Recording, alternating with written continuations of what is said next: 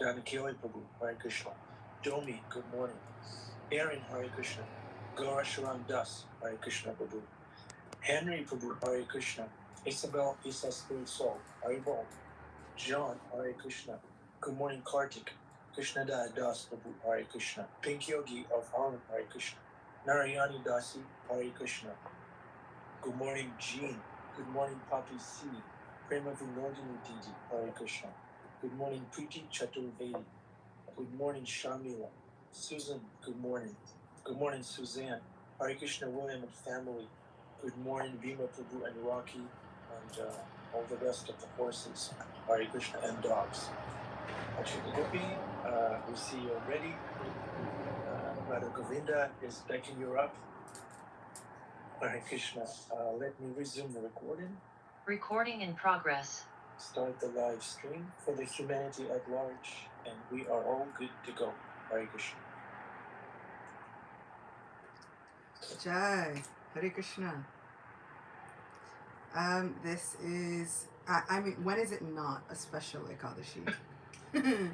When do we ever get to say, it's like, this is not so special. Every Ekadashi is the most special occurrence that has ever happened to all of us, because this is where our good fortune lies. If we have the bravery, if we have the fortitude and the strength to take shelter of Krishna, then this is where our good fortune lies. Every 2 weeks, we get bonus coins, like when you're going through a video game and you get all like the bonus points, and then we get to rack them all up every 2 weeks. We're going along and we need some help. We need a little bit of encouragement. We need something to keep us going. And then Ekadashi Devi swoops in with all of the weapons of Lord Vishnu, and she kind of saves the day and she helps us. So this is another yet special bonus point day where we get to find out what we've won tomorrow and rack up all of the bonus points and the good things. And we should take that literally. We shouldn't take it figuratively, like, well, maybe Ekadashi Devi can eradicate all sins and bring all desires, spiritual or material. We can take it literally. So, of course, first, Om Ajnanatimirandasya Gyananjana Shalakaya Chakshurunmilitam Yena Tasmai Shri Guruve Namaha Shri Chaitanya Manobishtam Shtapitam Yena Bhutale Swayam Rupa Kadamayam Dadati Swapadantikam Nama Om Vishnupadaya Krishna Prishtaya Bhutale Srimate Bhakti Vedanta Swaminiti Namine Namaste Saraswati Deve Gauravani Pracharine Nirvishesha Shunyavadi Paschatya Deshatarine Jai Shri Krishna Chaitanya Prabhu Nityananda Shri Advaita Gadadhara Shiva Sati Gaura Bhakta Vrinda Hare Krishna Krishna Krishna Hare Hare Hare Rama Rama Rama Hare Hare Vancha kalpatarubhyascha kripa sindhubhya eva cha patitanam pavanebhyo vaishnavebhyo namo namaha. I am so excited to be with all of you. Just now when we were chanting this Mangala Charan, I was thinking about how every single time in the temple there are Prem Dwani prayers.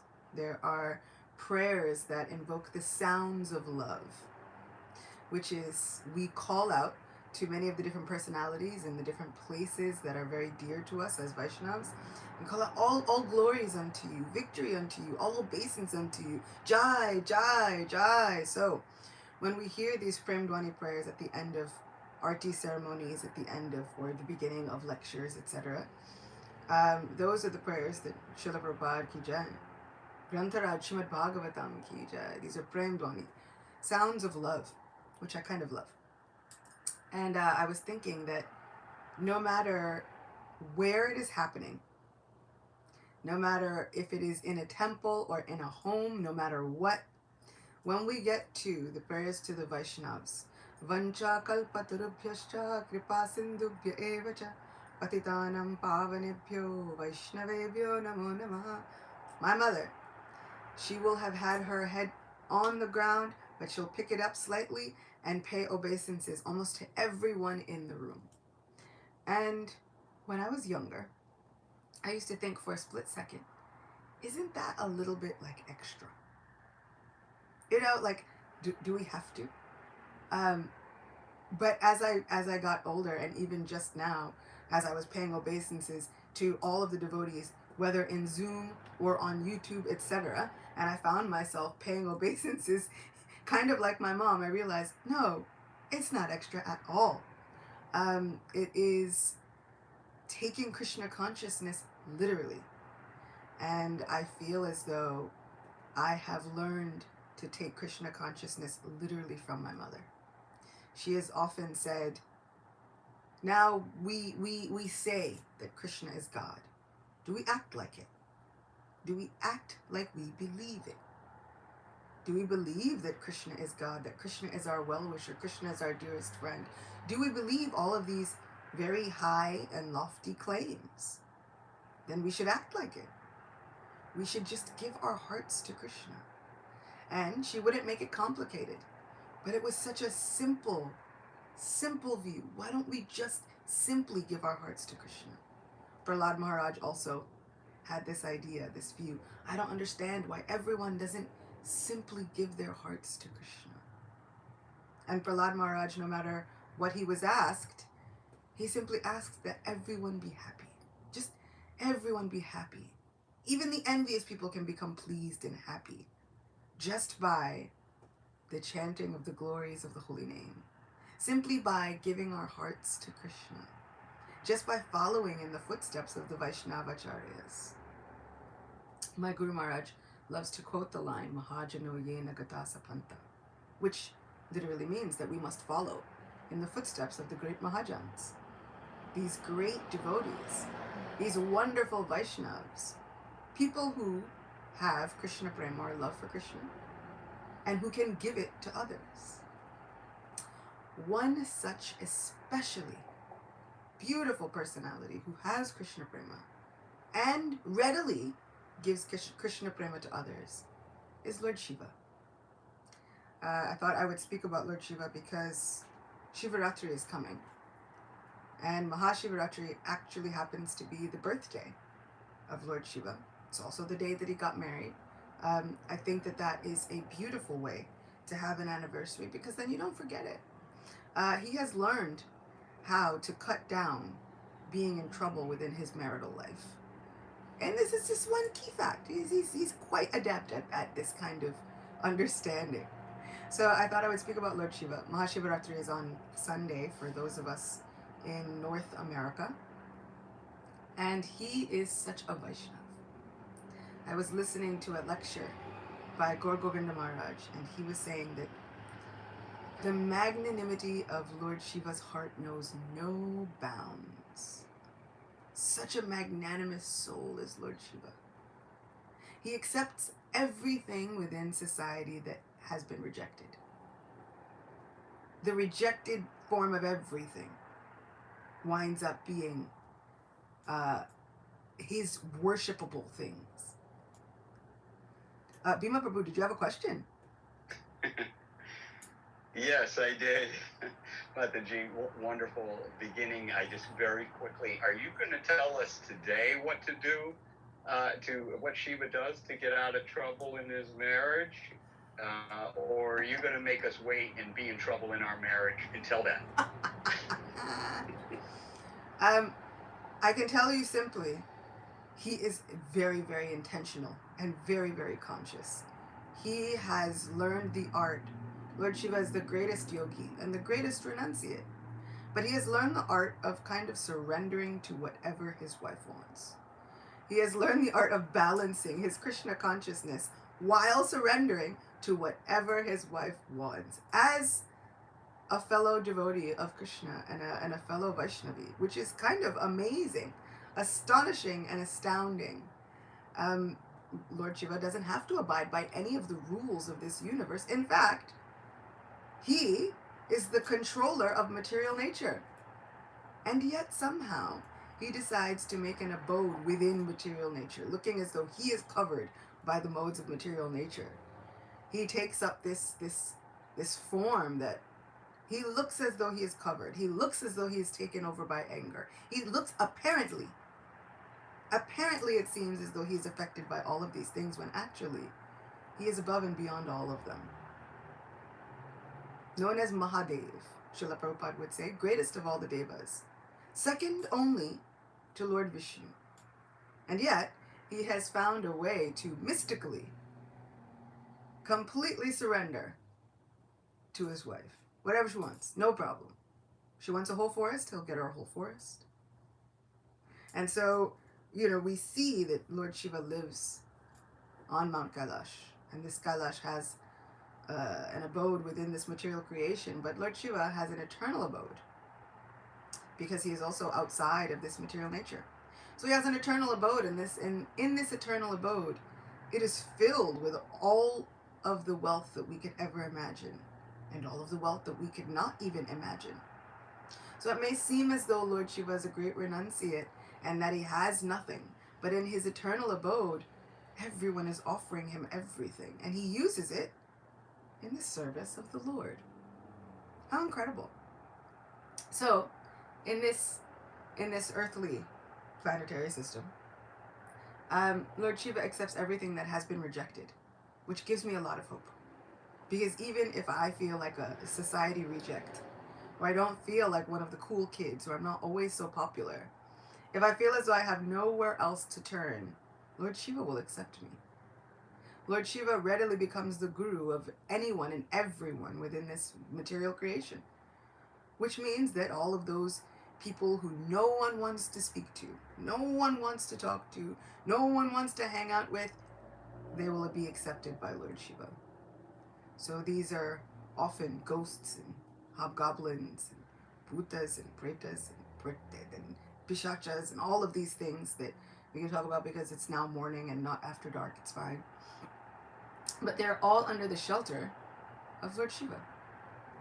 And what does Lord Shiva do? Lord Shiva instructs them carefully, and then he personally takes care of their spiritual advancement, eventually leading them to the lotus feet of Sri Krishna. How amazing! How incredible!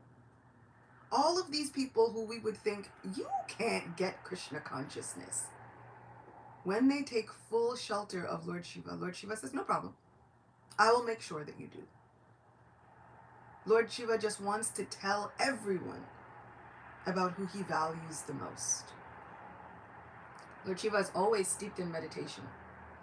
We see that he keeps his mind under control because he is both easily pleased and easily angered. And so in order to keep his mind under control and be free from this anger, which even he says constantly plagues him, within the 5th canto of Srimad Bhagavatam, he makes a plea to Lord Sankarshan, who is the Lord that he always meditates on. Oh Lord Sankarshan, I seem to be filled with anger, but my Lord, you can help me. Can you help me make sense of all this? What humility. How incredible. Lord Shiva does not have to make these prayers available for the likes of us, but he shows who he truly is. He is so authentic. He is so always authentically him.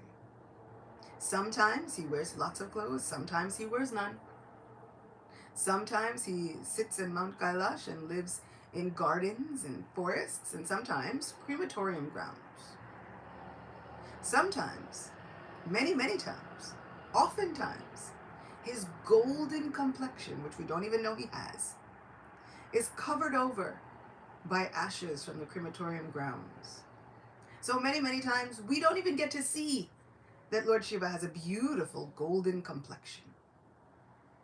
It's covered over with all of the ashes, and so he often looks like a bright camphor mountain. He is known as Karpura Goram.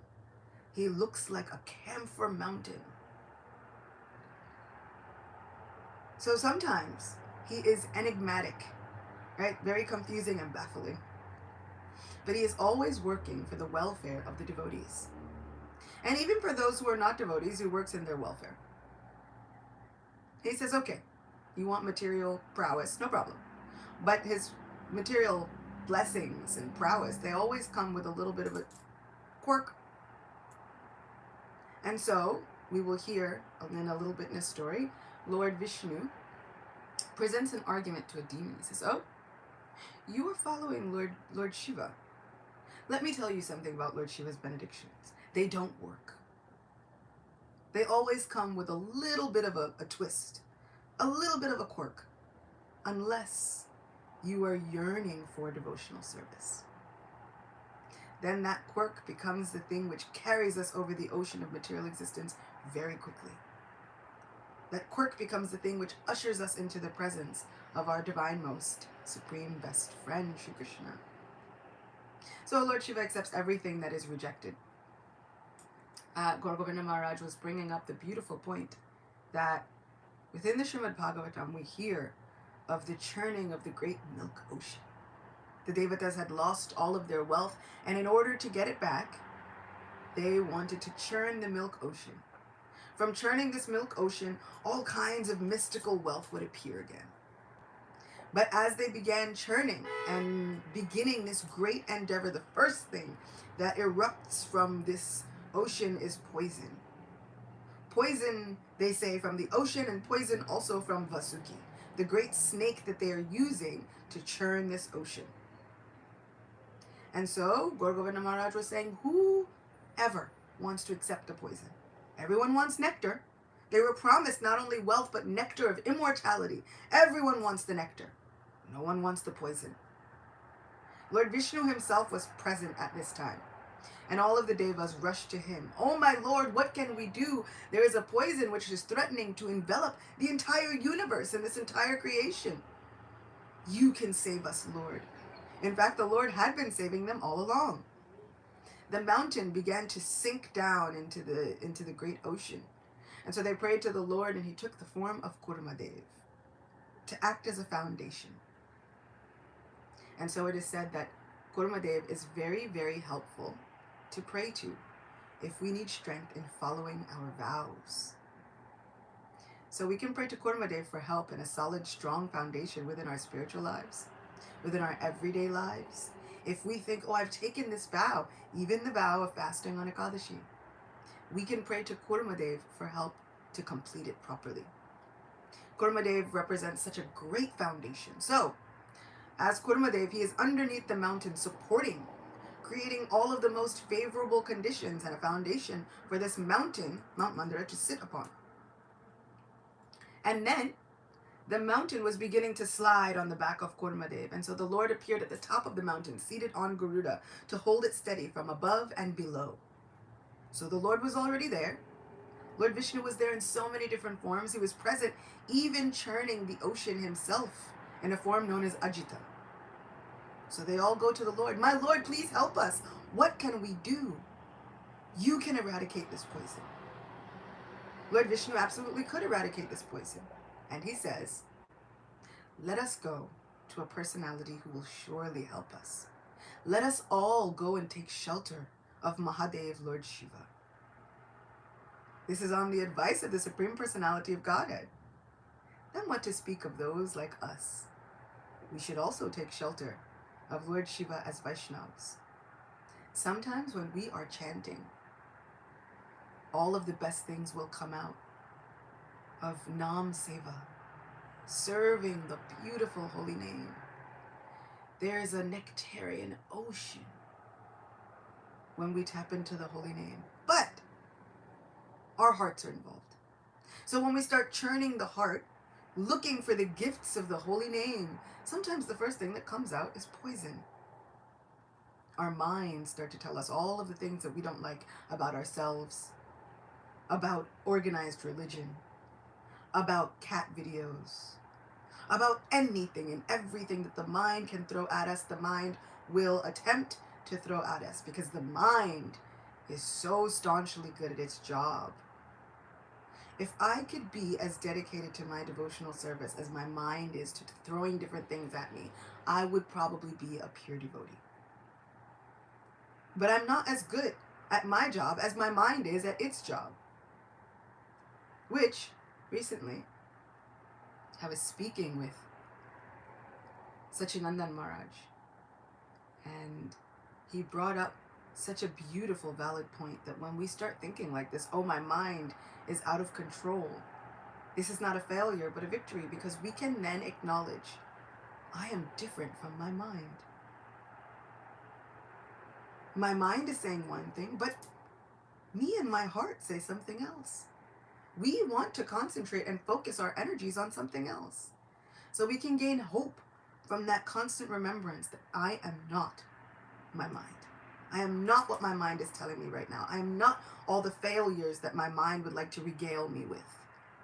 Right? It's like we start chanting our japa and then our mind says, let me tell you about all of the failures that have ever happened. Maybe in the past 10 years, maybe just in the last month. Let's think about all of the embarrassing things that we might have said, done, communicated, been privy to, been part of. Let's bring back every shameful, disgraceful, embarrassing thing we've ever done. So sometimes poison comes up. We can take shelter of Lord Shiva. One of the secrets of Lord Shiva is that he loves to preach the glories of chanting the holy name. So we can take shelter of Lord Shiva. Lord Shiva, you love to chant the holy names, and you are always steeped in meditation. You know how to subdue the mind. It says that he wears a tiger skin and sits on a tiger skin to show that he has control over his mind and senses. So Lord Shiva, please help. You are a Vaishnav. And what we know about Vaishnavas is that they're always eager to help other Vaishnavas. I may not be a full-fledged Vaishnav yet, but I'm a Vaishnav in training. I'm a Vaishnav in hope, in heart. Maybe like a Vaishnavette, a small one. Can you please help me? My mind seems to be out of control. My mind is accepting and rejecting, and today a lot of rejecting. But you can accept anyone and everything. Oh, Lord Mahadev, please help us. Please destroy this poison that my mind is spewing right here, right now. And Lord Shiva's heart is so magnanimous that he will jump to our help, because that is the help that he likes to give the most. When he sees that there are people who are eager to surrender to Krishna, he decides, I will become your best friend. There is no one more dear to me than you. In fact, he says, within the Srimad Bhagavatam in the 4th canto, within a section known as the Rudra Gita, so important that he has his own section of prayers within Srimad Bhagavatam. It's no small feat, isn't it? So he says there that those who have become devotees, those who want to get to know Krishna, there is no one more dear to me than them. So we can bank on that promise. Oh Lord Shiva, you yourself has said, there's no one more dear to you than us. Please help us. Please be kind and merciful. Our minds are out of control, but you can control the mind. So Lord Shiva accepts even poison. He puts his life in danger just to serve. Who can ever estimate the greatness of a personality like Lord Shiva? He's willing to do anything and everything in order to serve. He's willing to become an example of humility. How incredible. How many of us would put our reputation on the line in order to serve Krishna? How many of us would sign up for that? If you get your duties and your service, they'll say, you can be a pujari, you'll have this, you'll have this, you'll have this. You must be, we are hoping for somebody who is neat and clean and has good time management and is punctual, because those are very important to devotional service. But very in the bottom, in the fine print, if they said, you also must be willing to be completely misunderstood and put your reputation on the line. In fact, you must be willing to completely obliterate your own reputation, not just now, but for all time to come. And then they're waiting. Will you sign on the dotted line? I don't know. I'm not so sure. I think I'm still attached to my own reputation. Lord Shiva, however, is not. Lord Shiva is known as the greatest yogi, the greatest renunciate. His senses are controlled, he is not disturbed, and yet, when he saw the Lord in the form of Mohini Murti, he ran after her, forgetting everything, including his wife. That was a problem. But he ran after her, putting his entire reputation on the line, running through hermitages of sages and sages who were meditating on him. And they're thinking, oh, Lord Shiva is the greatest yogi, Vairagi, and he has all of his senses controlled. He would never do anything untoward. And as they're thinking and praying these things, Lord Shiva comes running through, running after a very thinly clothed woman. These sages are now baffled. What is happening? That can't possibly be. Is that the Lord that we've been meditating on? But this is Lord Shiva. To show us how attached we should be to Krishna, he is willing to sacrifice his entire reputation, not just now, but throughout all of history, past, present, future. He is willing to sacrifice his reputation, something that I definitely would not be signing up to do. He is willing to be known as the Lord of Tamagun, or ignorance. Now we might think, what is so wonderful about this? But this is a thankless task. Once again, he's giving shelter to all of the people that no one wants to give shelter to. As being the Lord of Tamagun, he also worships another personality who has mercifully become the controller of Tamagun. And that personality is Lord Anantadev. So the great serpent that Lord Vishnu is always seen lying on, and he is a canopy, he is a bed, he is anything that the Lord requires him to be. This is Lord Anantadev. And so Lord Shiva is often seen garlanded by snakes. Sometimes they say that Lord Shiva is garlanded by snakes to show that he has control over time and death itself. Not even death itself will come stand before him, but really, Vaishnavas can get a glimpse into the inner heart of Lord Shiva. And Lord Shiva wears these snakes not just to show that he is controller of death and all of time, but to show how close he is to Lord Anantadev. And so he wears the relatives of Lord Anantadev around his neck always, because that is his worshipful Lord. In the 5th canto, we hear that he recites even many prayers to Lord Anantadev, his worshipful Lord. He is an example of what is possible when we give ourselves completely to the service of the Supreme Lord. Lord Shiva himself says that he is always concentrated in the heart on Lord Vasudev. Vasudev is not only a person, the Lord of the heart, but Lord Vasudev is also a plane of existence. So Vasudev is a plane of existence wherein which Lord Shiva goes to worship Lord Vasudev, if that makes sense. Srila Vishwanath Chakravarti Thakur has illuminated this point that Vasudev is a place where Lord Shiva goes during meditation to meditate and serve personally Lord Vasudev. It's like New York, New York. You got a person and the place, and they're all named the same thing. And so we see that when Lord Shiva was present within the assembly of Daksha, the great progenitor and Prajapati, who was the father of Sati, Lord Shiva's first wife, he is sitting in meditation, Lord Shiva. Daksha enters. Everyone rises to give Daksha his honor and glory, and Lord Shiva does not. Daksha takes this as a great offense, and he begins to offend him with the worst kind of language. Daksha begins his ranting. It was because of Brahma. He doesn't even say his own father, because Daksha is also born of Lord Brahma. Lord Shiva is also born of Lord Brahma, apparently. And so, Daksha begins his incredible rant on the advice of Brahma. He won't even give him the honor of saying his father. I gave my sweet-natured daughter, Sati, to this Shiva.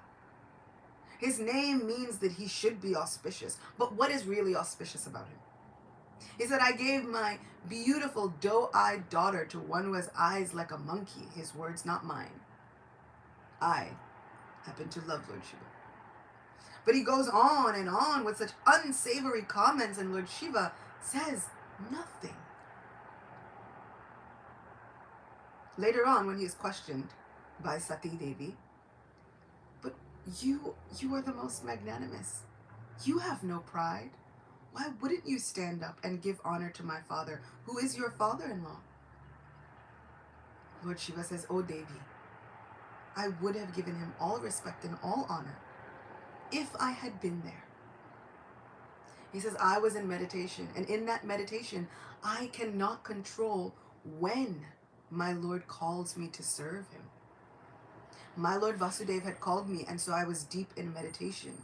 I was in that plane, Vasudev, serving my Lord Vasudev at that moment. My body was present, but my mind, my consciousness, my intelligence, my soul was elsewhere, serving Lord Vasudev. What could I do? You know I would have given him all honor. I just was not there. But he doesn't explain himself, not to Daksha. He simply remains quiet. And then finally, he says, let me not create more disturbances. And he leaves that arena, taking upon him and with him the insults of his own father-in-law. How magnanimous is Lord Shiva? He is an abode of all auspiciousness.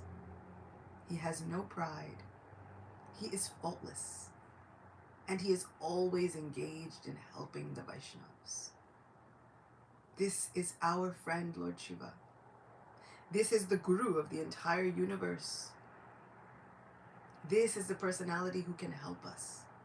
If we simply take shelter, thinking, oh my Lord, I want to provide some service for Krishna.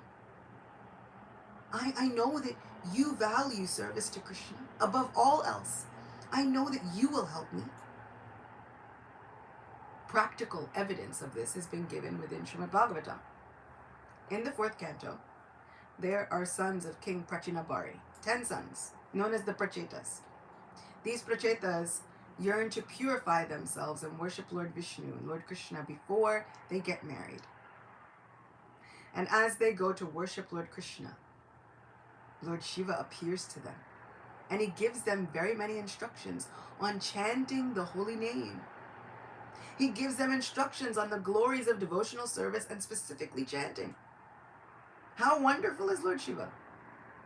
But within these prayers, Lord Shiva says, my dear Lord, you are the supreme controller of the worker, sense activities, and the results of sense activities, karma. Therefore, you are the controller of the body, mind, and senses. You are also the supreme controller of egotism, known as Rudra. That is himself. You are my supreme controller. You are the source of knowledge and the activities of the Vedic injunctions. My dear Lord, Lord Shiva prays, I wish to see you exactly in the form that your very dear devotees worship. You have many other forms, but I wish to see your form that is especially liked by the devotees. Please be merciful upon me and show me that form, for only that form worshipped by the devotees can perfectly satisfy all the demands of the senses. The Lord's beauty resembles a dark cloud during the rainy season. As the rainfall glistens, his bodily features also glisten. Indeed, he is the sum total of all beauty. The Lord has 4 arms and an exquisitely beautiful face with eyes like lotus petals, a beautiful highly raised nose, a mind-attracting smile, a beautiful forehead, and equally beautiful and fully decorated ears. Lord Shiva continues for many verses glorifying the form of the Lord. So Lord Shiva knows, and he can help us. If we even just have a small particle of a desire to worship Krishna, Lord Shiva is eager to help us. Sanatan Goswami has written about this within Sri Brihad Bhagavatamrita. He's written about the greatness of Lord Shiva. And how could he know? Actually, Sanatan Goswami and Lord Shiva have a very deep relationship. Lord Shiva sits at Govardhan Hill in the form of Chakleshwar Mahadev at Chakratirtha. This Chakleshwar Mahadev appeared simply to protect Sanatan Goswami from mosquitoes. Sanatan Goswami would sit and he would chant the holy names. And as we've said before, Lord Shiva loves those who chant the holy names. In fact, Parvati Devi, Lord Shiva's second wife, says, "O Mahadev, O Swami, O Lord dearest to my heart, what is most dear to you?" And Lord Shiva tells her, the most dear thing to him is the chanting of the holy name. And then he instructs her in the chanting of the holy name. And he instructs all of the inhabitants of Mount Kailash in the chanting of the holy name. And then Parvati Devi begins to chant the holy names. And he says, "Oh Devi, your chanting has been so sweet. I cannot see anything valuable enough to give you. And so I will give you half of my very own body." And they manifest the celebrated form as Ardhanarishwara, which is half Shiva, half Parvati. Many people say this form is the form that is the basis of male and female forms of creation, which is also true. But Vaishnavas know the inner heart of Lord Shiva, which is that form was manifest because Parvati Devi chanted the holy names so sweetly that he says, "I can't give you anything else but my very own self." So Sanatan Goswami was chanting the holy names. And Lord Shiva would come and sit unseen every day just to listen to him sweetly chanting the holy names. But he was plagued by mosquitoes. So Sanatan Goswami, being a wonderful Vaishnava, says, "I shouldn't give any harm to the mosquitoes. Better that I leave this place." Mahadev thought, oh no, he had been coming to this place hearing the chanting of the holy names. And so he manifested a form there at Chakratirtha, invoking the help of the Lord Sudarshan Chakra to clear that area of all mosquitoes so that Sanatan Goswami could sit happily and chant the holy names. Lord Shiva could go anywhere within this material creation and outside of it. And yet he chose, no, let me protect this place at Govardhan. So Lord Shiva is very, very instrumental within Sri Vrindavan Dham. He is known as the gatekeeper or protector of Sri Vrindavan Dham as Gopeshwar Mahadev, that everyone goes and pays homage to in Vrindavan. He's also present in Kamyavan as Kameshwar Mahadev, the Lord who can fulfill all desires. And what I just heard was Vrishabhanu and Kirtidarani, when they were desiring a child, they wanted children who would be unparalleled. They first went to Kamyavan, to Kameshwar Mahadev, and they prayed and did sacrifices and they bathed him and they did tapasya. And then they were able to have 3 beautiful children, Sridham, Srimati Radharani, and Ananga Manjari.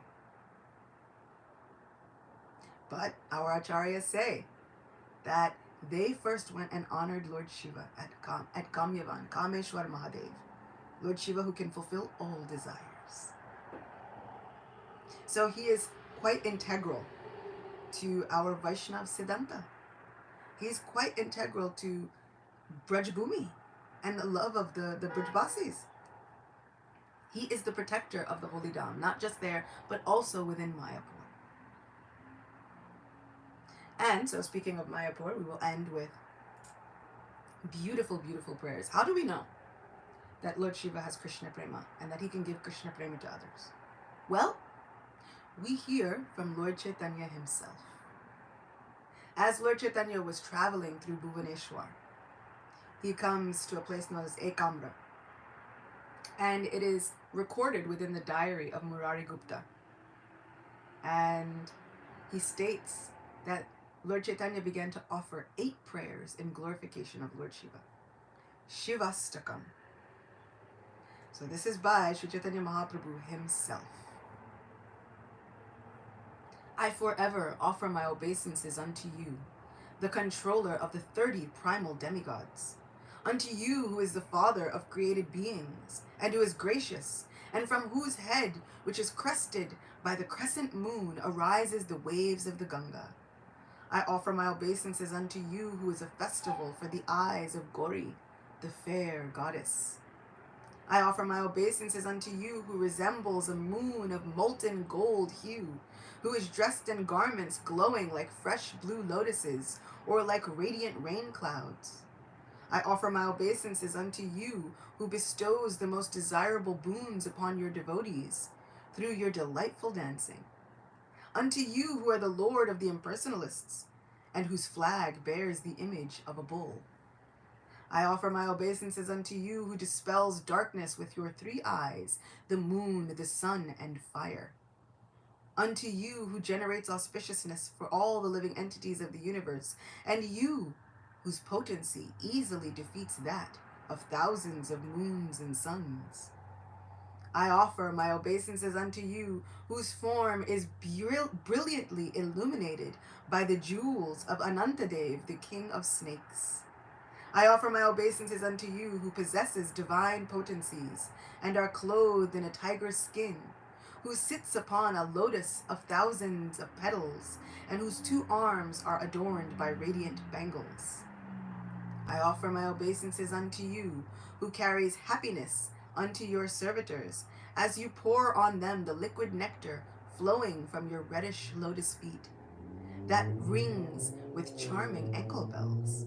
Obeisances unto you who are embellished with an abundance of gems, please endow me today with pure love for Sri Hari. O Sri Ram, O Govinda, O Mukunda, O Shauri, O Krishna, Narayana, Vasudev, I offer my obeisances unto you, Lord Shiva, who is the monarch of intoxicated bee-like devotees who are mad to drink the nectar of these and other innumerable holy names of Lord Hari. Obeisances unto you who destroys all grief. I offer my respectful obeisances again and again unto you who are forever inquired confidentially by Sri Narada and other sages. You also grant favors upon them very quickly. I offer my respectful obeisances unto you who bestows the happiness of Hari Bhakti, devotion unto Lord Hari, unto those who seek boons from you, and thereby create auspiciousness. You are thus the Guru, the spiritual master of everyone. I offer my obeisances unto you who is a festival of auspiciousness for the eyes of goddess Gauri or Durga. You are the monarch of her life air. I offer my obeisances unto you who bestows rasa and are expert in eagerly singing songs, praising the pastimes of Govinda. A person who lovingly hears with rapt attention these eightfold prayers to Lord Shiva can quickly gain devotion unto Lord Hari as well as transcendental knowledge, the realization of that knowledge, an unprecedented devotional potency. Mahadev, Lord Shiva ki jai. Shri Chaitanya Mahaprabhu ki jai. All glories to Lord Shiva, who is known as the greatest Vaishnav. One prayer from the end of Srimad Bhagavatam, 12th canto. Nimna ganam yata ganga, devanam achuto yata, Vaishnavanam yata shambhu, purananam idam tata. Just as the Ganga is the greatest of all rivers, Lord Achyuta, the supreme among all deities, and Lord Shambhu or Lord Shiva is the greatest of Vaishnavas, so Srimad Bhagavatam is the greatest of all Puranas. Grantaraj Srimad Bhagavatam ki jai. Thank you, Achyuta Gopi. Devidasi, great class. I was feeling like I'm a goblin who's failing to finally surrender to whatever his wife wants. Lord Shiva could do it, and I should do it too. That's my takeaway. With this, we'd like to open it up for questions, comments. There's one question in the chat from Narayani Dasi. May I humbly ask why Shiva is talking about the four-armed form of the Lord as the form the devotees worship? I thought we worship Krishna with two arms. Thank you. We do. But Lord Shiva is speaking in the 4th canto. There are many cantos before we can breach the topic of Krishna in his pure, unadulterated form. It's kind of like, you can't give somebody too much too soon or they overload. So Shukadev Goswami is constantly speaking about the four-armed form of the Lord. And Kapila Dev also. Kapila Dev speaks about the beautiful vision of the Lord that meditators should meditate on. And that form also has four arms. Why? Why so many four arms? We have to understand we are gradually getting to know who is Krishna. And so we often start with the universal form. Then we move closer to the Lord within the heart, Paramatma, who often has four arms, according to many, many people. Then we get even deeper, finally. Then we get to the personality of Godhead. Two arms, standing as a cowherd boy in Vrindavan. So, at the fourth canto, we can't give them too much too soon. So Lord Shiva is speaking about this four-armed form of the Lord to the Prachetas, who were worshippers of Lord Vishnu. And so he is saying, let me see whichever form is most dear to the devotees. But then he knows which form is dear to the Prachetas, so he begins speaking about that form. It's not that he doesn't know, but we have to get to know before we level jump. Narayani Dasi says she knows nothing. Great. She's a humble Vaishnavi. Thank you, Achyuta Gopi. Great answer. Bonafide, Shastra, commonsensical. Thank you. Great. Any further questions, reflections? Temple room? Hare Krishna. Is it? Adi? Anyone?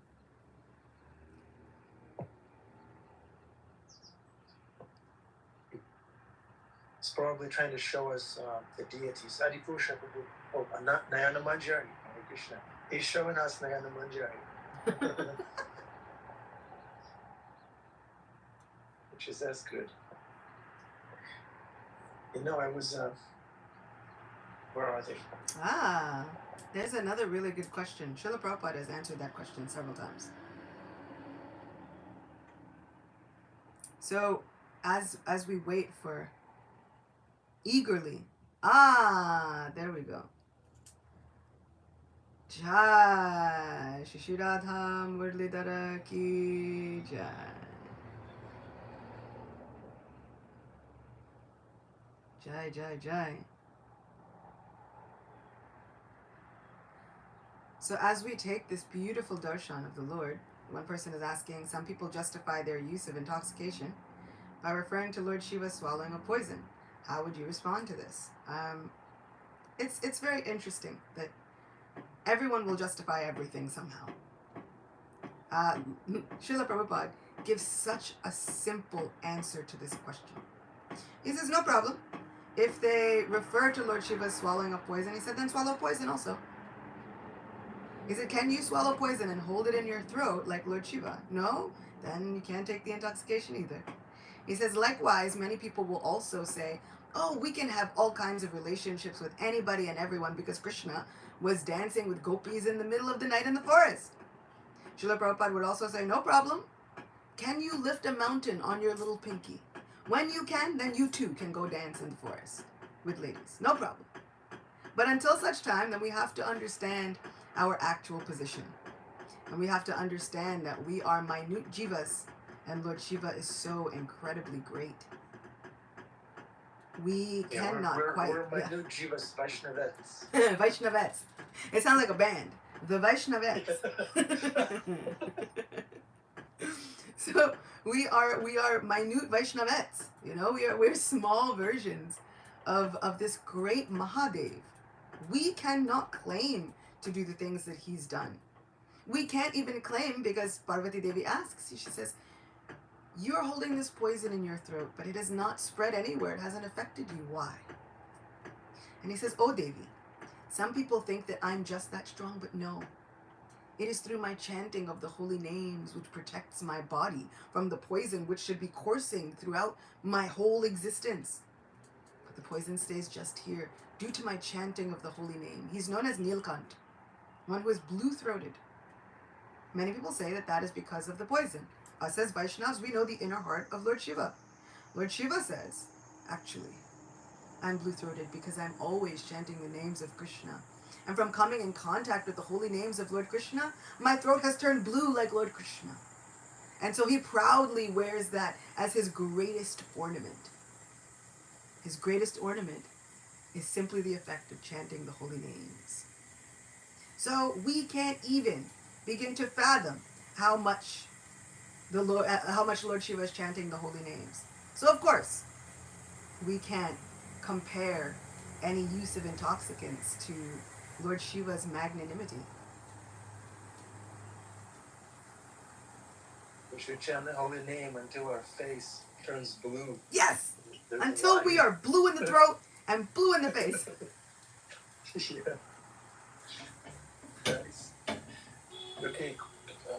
Okay, Saradia Rasa. Very thoughtful questions from her always. How would you advise a person who is more attached to Shiva than Krishna, despite acknowledging that Krishna may be the supreme person? We had one such person in a Sangha, and the brahmachari told him not to worship Lord Shiva. But this discouraged him, so he stopped attending the temple. Oh, brother. That makes me really sad.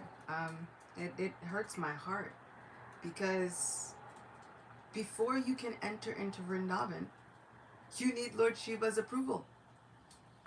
He is Gopeshwar Mahadev, forever glorified in verse after verse. The mother and father of Srimati Radharani went to worship Lord Shiva. All we can do is Mahajano Yena Gata Sapanta. Shambhu is a Mahajan. Mahajano Yena Gata Sapanta. If we are following in the footsteps of Prahlad Maharaj, if we can be so attached to Prahlad Maharaj, Narada, four Kumaras, if we can be so attached to all of these personalities, why not Lord Shiva? We heard from Sri Chaitanya Mahaprabhu himself, you are the guru of the entire universe. Would you advise somebody who is so attached to their guru? No, you don't worship your guru, only worship Krishna. No, instead we say 3 times a day worship your guru. Trisandhyam. Vande Guru Shri Charanarvindam. Worship your guru not just once a day, 3 times a day at every one of the sandhyas. Sunrise, noon, sunset, worship your guru. This is how we can view Lord Shiva. He can give us Krishna Prema. Do we believe? So, Lord Shiva takes everyone that is his real associate from his planet and ushers them to the lotus feet of Lord Krishna. It is our misfortune if we think that there is some distinction in that. Sri Chaitanya Bhagavat states this so many times. He states, worshipping Lord Gauranga without even acknowledging worshipping Lord Nityananda is like those people who would like to worship Govinda without acknowledging worship of Lord Shiva. That is stated in Sri Chaitanya Bhagavat. He said those people are simply unfortunate. We can't do it on our own. We need help as Vaishnavas. Lord Shiva has shown many times he is even willing to accept help of Sri Krishna. He can do anything, but he can accept the help of Lord Krishna, and so he accepts help to show us we might need to accept help. That is his humility. As a Vaishnava, we need to accept the help that is around us. And if Lord Shiva is willing and ready to become our best friend and help us, then I'm taking that help. Because I know I don't have it on my own. But Lord Shiva, you are the Lord of material nature. It is said that when someone comes to this material world, we know that we've turned away from Krishna's shelter. But then who are we taking shelter of? It's Lord Shiva. We've been taking shelter of Lord Shiva this entire time. He is the ruler of material creation. How do we think we are going to get out of this prison without talking to the warden? And if you were a prisoner and you had a direct relationship with the warden, you think, oh, I'm very lucky. I can get out anytime I want because I know the warden.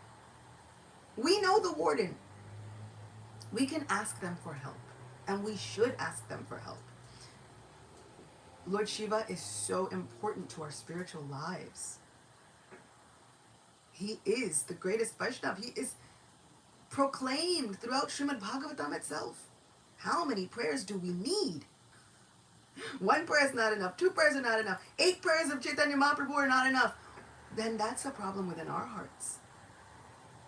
The distinction is only to be found there. But the opinion of Srila Vrindavan Das Thakur and Chaitanya Bhagavat is that if we hold that distinction, shunning Lord Shiva, then we are simply unfortunate. There is room in the heart to love both. There is room in the heart to love both. We can honor them just as we would be honoring our gurus.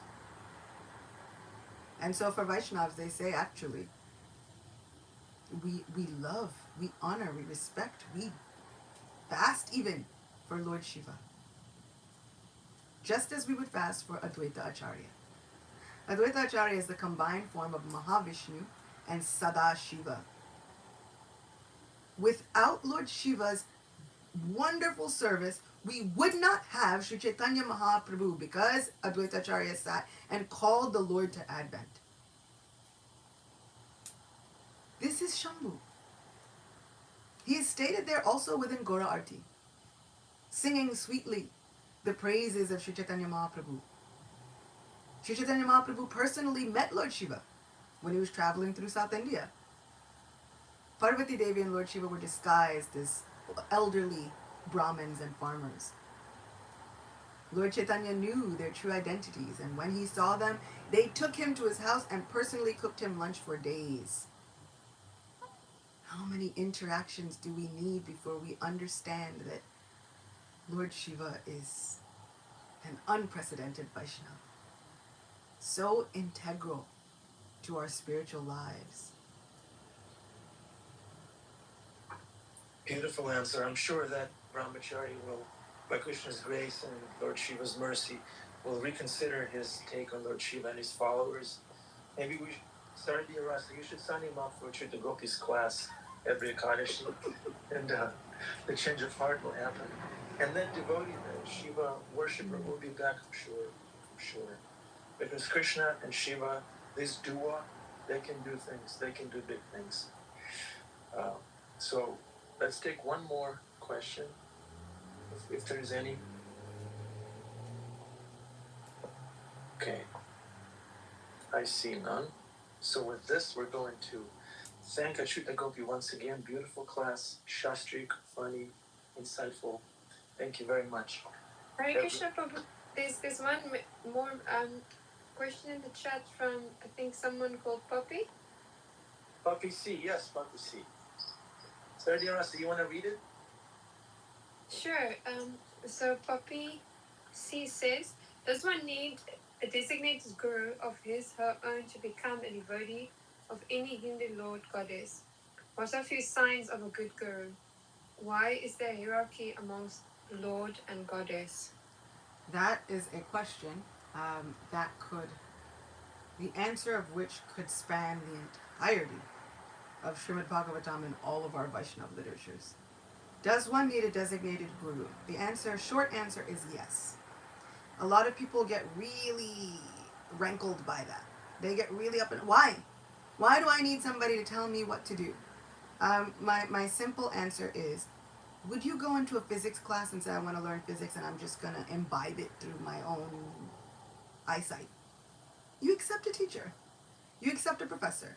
And then you accept what the professor is saying, right? We don't go to physics class yearning to challenge our professor on every proof that the professor is giving. We just simply taking in submissively the information. This is the same way that a guru-disciple relationship goes. The same way that we would not go through school saying, I don't need a teacher. I already know everything. It's fine. I mean, we could do that, but we would never get the degree or the information. So, in the same way, yes, we need a guru. Why? Because we are covered and conditioned. We need someone from the outside to help us decondition, deprogram, override the software. Right? When a computer has a software issue, you get somebody from outside the computer to override the software and reprogram the whole app. So our applications, we need a geek. yeah, we need a tech geek. We need a whole geek squad. And so in this case, we have parampara. We have a whole disciplic succession. We have a whole squad of people whose only purpose it is to help us understand these difficult truths, these absolute truths which are beyond our understanding. They help us. So we shouldn't think of it as, oh, why should someone tell me what to do? We should think of it as, I need someone to tell me what to do. This is like physics. I don't understand physics. And so, in the same way, when I'm reading Srimad Bhagavatam, there are a lot of things that I don't understand, and I desperately need the commentary. I need the purport. I need to be able to see through the lens of someone who can see better than me. My eyes are covered over with all of the conditioning. They are clouded. They have cataracts, spiritual cataracts. I need glasses. And so we don't get mad at the doctor, the eye doctor, when we need glasses. We simply go there and get the glasses and put them on. So now we can see all of our gurus like their glasses, spiritual glasses. We get to see through their eyes. We get to see through the eyes of Srimad Bhagavatam. And if we just hear submissively, that is wonderful. As for what are a few signs of a good guru, you start to spend time with them. See what they do. Arjuna is also asking, a person of transcendence, how do they act? How do they walk? How do they sit? What do they do? And then Krishna elaborates within Bhagavad Gita. I would urge you to read that section because it tells you what a person in transcendence does, how they act, how they are always engaged in devotional service. How with their mind, body, words, even though they may do things that are confusing, they are always working in the interest of furthering devotional service for themselves and for others. Many times not even for themselves, only for others. We hear that Guru is para dukkha dukhi. Their sadness is spurred on by our sadness. They're looking at us saying, these people need help. Let me help them. Otherwise, why? Why would they need to come to this miserable place of a material world and take these lives that they don't need? This is the mark of Guru. Srila Prabhupada was such a Guru with firm faith and conviction in Krishna. That Krishna is our dearmost friend. Krishna will save us. Krishna is our protector and maintainer. Krishna will do everything. Not a blade of grass moves without Krishna's sanction. And even the bad things that are happening, they're thinking, but I deserved far worse. And so Krishna is always my protector and my maintainer. Sri Chaitanya Mahaprabhu said it's simple. It's very simple. You too can become Guru. You simply chant the names of Krishna. Teach everyone you meet about Krishna. You tell them Krishna is your mother, Krishna is your father, Krishna is the very treasure of your life, and that is all that is required. Amazing. If we could somehow just do this with all of our lives and our hearts and souls, you too can become Guru. Sri Chaitanya Mahaprabhu has made it so simple. And then, of course, why is there hierarchy among some of the gods? It's because there are hierarchies among even the gods. It is said that Shri Krishna has 64 supreme qualities. Potencies of Vishnu have 60. And then some of the demigods have lesser qualities. But then they have those qualities in different degrees. Right? As spirit souls, we too have some of the qualities of the Supreme Person. But in the most minute, pitiful potency, our percentages are so low. Now the percentages of the demigods are greater. The percentage of even Lord Brahma is even greater. But even above the percentage of Lord Brahma is that of Lord Shiva. Lord Shiva does not fall into the category of Jiva. He is in a category unto himself. That is the greatness of Lord Shiva. And so why do we say that there are hierarchies? Because there are actually hierarchies. We can take them literally. Even the gods know. The gods understand. And they have no problem with this. They have surrendered to their actual position. And so sometimes when we have all of these questions and our minds start to rebel against those things, we can understand that we have to be humble and acknowledge the truth about our position, just as the Devas do.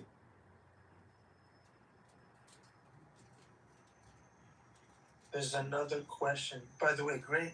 You're handling those questions like a pro, like a spiritual geek. Thank you. I want to be a spiritual geek. I feel like I'm going to make a shirt. It's going to say spiritual geek and it'll have a picture of Srimad Bhagavatam on it. It'll be so nice. Yeah. Sardiya Rasa. In the pastime in which Shiva is wanting to enter Vrindavan as a gopi, it doesn't work out. Krishna gives him a position as a guardian of Vrindavan. Does this satisfy Shiva's heart? Or is he still desiring to be a gopi in Vrindavan? If Lord Shiva couldn't attain this desire he had, what hope is there for us? He is a gopi. Confused emoji. He is a gopi. His desires do get fulfilled. He goes and Purnamasi takes him to Mansarovar. He bathes in Mansarovar, and this is how we get Gopishwar Mahadev. He is Gopeshwar. He is Mahadev, who is in the form of a gopi. And if you visit Gopeshwar Mahadev at select times, they have him, his beautiful linga, dressed up as a gopi.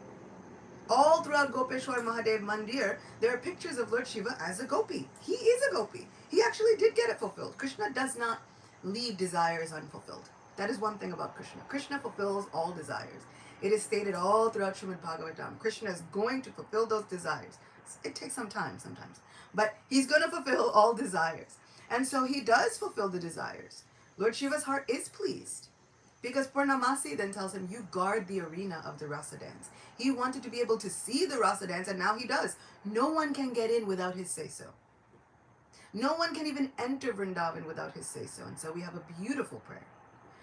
Vrindavana vanipate jaya soma soma mole sanandana sanatara naradedya gopishwara braja vilasi yugangri padme prema prayacha nirupadi namo namaste.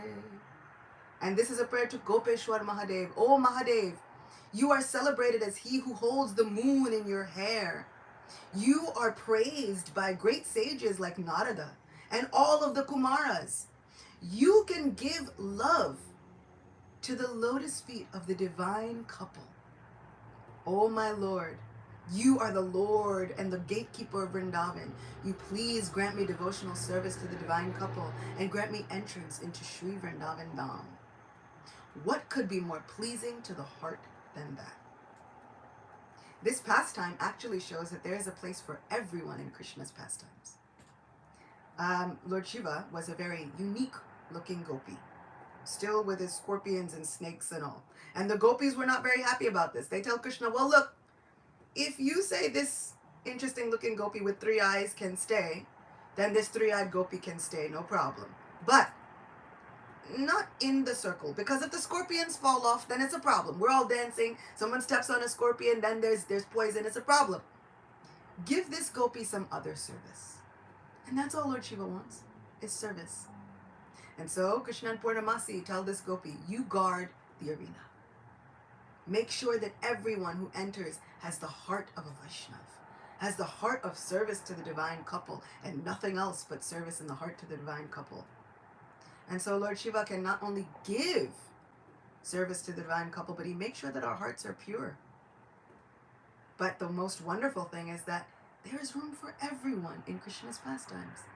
Even a strange 3-eyed gopi with scorpions and snakes for her ornaments. If that's kind of the answer for that question about why should we worship Shiva, because we have confidence that he'll bring us to Krishna. That's what he does, right? That's all he yearns to do. Yeah. So if a person is worshiping Shiva, we don't discourage them, because Lord Shiva will bring them to Krishna. Not only should we not discourage them, we should join with them. We should join in. Oh, you're right. You know, if someone was saying, oh, I'm worshiping my guru and my guru has given me everything about Krishna Prema, would you say, oh no, I can't worship your guru with you, I'm sorry. And also, you should stop worshiping your guru. You should only worship my guru, because my guru is best. No, we say, these are all of our gurus in our disciplic successive line. We should worship them all. And so we're fasting on the appearance days of Madhvacharya, Ramanujacharya, all of these different personalities. Why? Why are they on the calendar? Because we should be taking note. These are the very beautiful days of the Vaishnava Acharyas. And so Mahashivratri is on the calendar. We can please Lord Shiva. Even if we think, well, I don't know about all the fasting. We just fasted on Ekadashi and now on a Sunday we're going to fast again. Even if you think, fine, the mind has gotten the best of me, no fasting. What does Lord Shiva love the most? Simply chant the holy names extra. Just to please you, Lord Shiva. Lord Shiva, who was running after Sanatana Goswami's chanting of the holy name, that same Lord Shiva who is present, fulfilling all desires in Vrindavan, let me chant the holy names extra, because that will give such pleasure to your heart on your appearance day and your wedding day anniversary. Thank you, Achyuta Gopi. It's just mind-blowing. How do you know all that? How many lifetimes did it take you to realize all that? Now that's something, I'm sure it took more than one lifetime, and so I am always paying my obeisances to my Lord, who somehow, even though this body and these lives come with such heartache and such misery, somehow I must have done something good, because somehow or other I got to know Radha Govinda. So somewhere in there I did something really good. So I offer obeisances to this life. This life, even though it is something else, it has Radha Govinda. It has the mercy of Srila Prabhupada in it. This is the Vaishnavi speaking. All credit goes to the Lord. She's not taking any credit, even though that was such an extraordinary class worthy of a lot of credit. Thank you, Achyuta Gopi. Thank you, everyone. Adipusha Prabhu, William Prabhu, Adam, Saradiya Rasa. Saradiya Rasa, are you holding a PhD in Bhakti philosophy? I bet you are.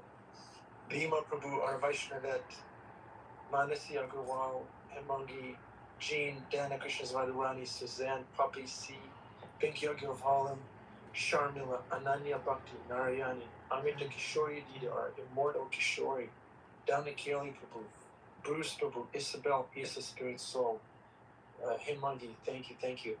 All right, it was a wonderful class. Have a wonderful day. Yeah, just keep Achyuta Gopi's words with you wherever you go. And, we'll be protected by Lord Shiva. Good. If you are rejected, then Lord Shiva is there for you. Nice, Achyuta Gopi. Hopeful class. Thank you very much. Have a wonderful day. Hare Krishna, Hare Rama. Thank you so Hare much, Krishna. Mataji. Hare Krishna. Thank you, Prabhu.